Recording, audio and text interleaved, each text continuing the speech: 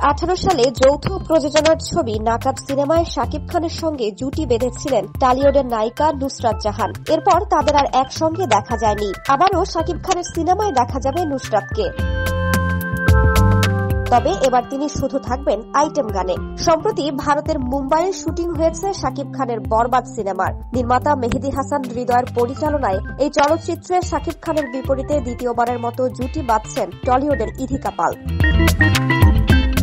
এর মধ্যে সিনেমাটির প্রথম লটের শুটিং সম্পন্ন হয়েছে। দ্বিতীয় লটের শুটিং শুরু হবে ডিসেম্বরে। এই সিনেমার আইটেম গানে দেখা যাবে নুসরাত জাহানকে। মুম্বাইয়ে গানটির শুটিংও সেরে ফেলেছেন তিনি।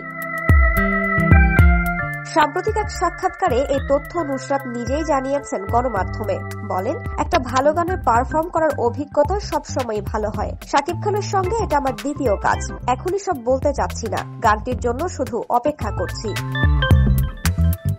এদিকে কয়েকদিন আগেই শাকিব খান জানিয়েছেন সুপারহিট তুফানের দ্বিগুণ বাজেটে নির্মিত হচ্ছে বরবাদ। আগামী বছরের ঈদ উল ফিতরে এটি মুক্তি পাওয়ার কথা রয়েছে।